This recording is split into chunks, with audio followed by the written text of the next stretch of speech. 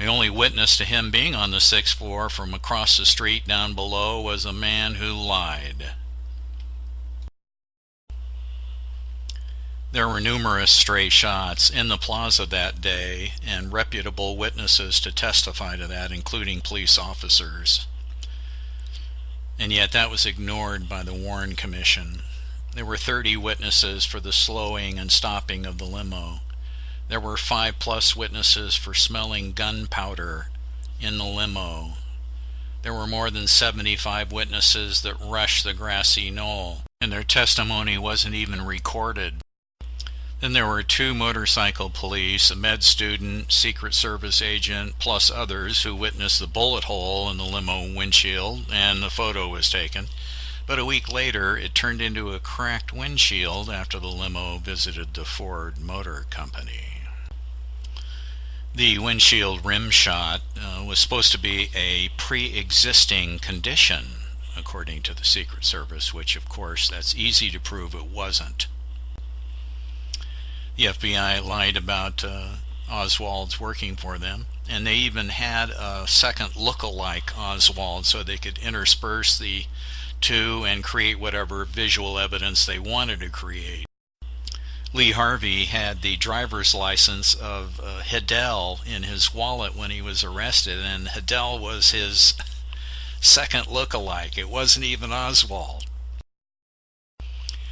The CIA really ran everything. They were the principal coordination for the assassination. They coordinated with all the parties. If they hadn't, they would have been abolished by JFK in his second term. The LBJ contingent that CIA coordinated with would have been dropped. Basically, LBJ himself was going to be dropped in the second term. His attorney friend, Ed Clark, helped him set up and coordinate the assassination, and for that he received $4 million from Big Oil.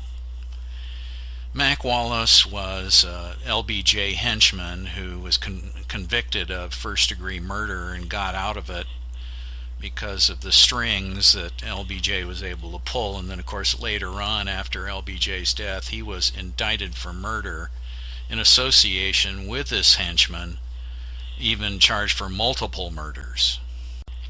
The Dallas police were heavily involved. Of course, they're jointly responsible with the Secret Service for the lack of security on that fatal route for the president.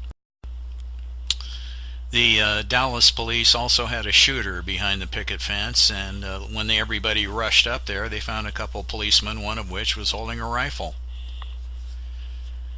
The officers were told to stand down in JFK security that day, and the Dallas police failed to seal the crime scene and stop the exits from it so everybody could walk away. Oil and banking gave their approval for the assassination. The armed forces performed an inept autopsy. They issued a silence order on everybody indefinitely, and they're probably involved in the alteration itself. The Mafia had shooters in the Deltex building.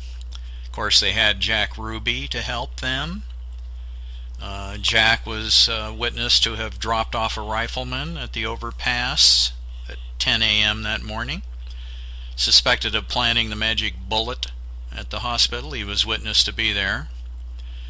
He was witnessed being paid by E. Howard Hunt at a hotel the day before. He murdered Oswald. He was absolutely essential to the plot, and he was a member of the Mafia. Some of the Mafia boys had Secret Service identification and dissuaded people from the grassy knoll area after the shooting, and helped in collecting film and cameras. The CIA also, after collecting all the film, altered or destroyed the good evidentiary photographs or movies. They did create some misleading evidence, and they lost or destroyed evidence as they needed to avoid prosecution. They dissuaded people or murdered them if they knew too much. And that's pretty much it. I realize that this is a huge shock to watch for anybody not in the JFK assassination research community and not with a good grasp of the facts. I understand. 4.5 years ago, I was trying to decide what to do in retirement after my wife had taught me how to sew. I thought, gee, I've never felt comfortable with the official JFK assassination view of our government. Maybe I should read about that just enough to settle the issue in my head and heart. So a friend lent me his copy of Best Evidence, the Lifton book on the body alteration, of which I was not familiar. In less than an hour, I was astonished at what was being said and the photos, and couldn't believe that the nation and I had been asleep all this time. So I kept reading and searching until the whole story was clear enough for me to describe to others. I thought the force behind all of this has probably been controlling and using the U.S. government ever since. Wars have been waged for profiteers associated with this conspiracy. Even the current day impending bankruptcy of the world governments makes sense.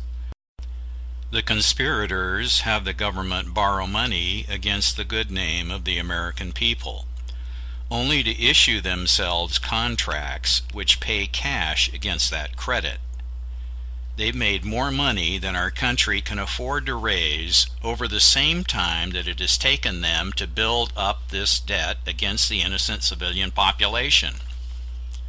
Where no individual could achieve this, use of our world renown at the end of World War II through the 1950s, achieved by our sacrifice in war, and with our generosity in the rebuilding of Europe after the war, this conspiracy has taken over the world.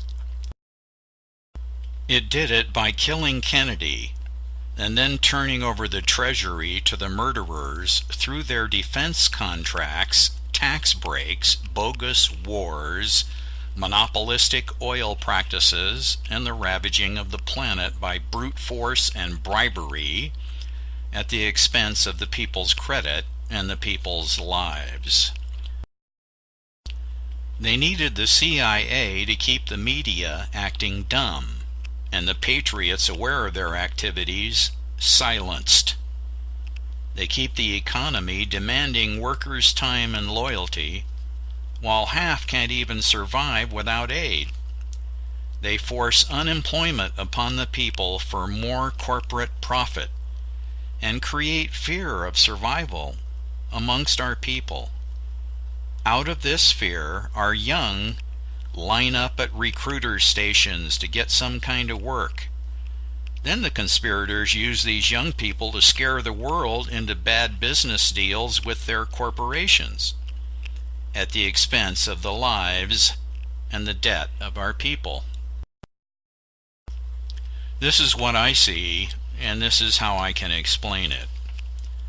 To live the American dream again and in peace, we need a national budget surplus with a huge cut in defense and other programs, an increase in taxes for the top 2 to 5%, a 95% cut in secret operatives, a liberated, dispersed, and informative free press, and the elimination of money influence in politics and justice.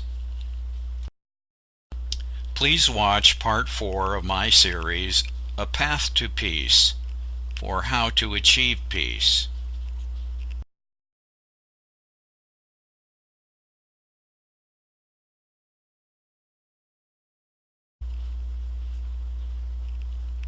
And here's a suggestion on how you may help us return to sanity during this process.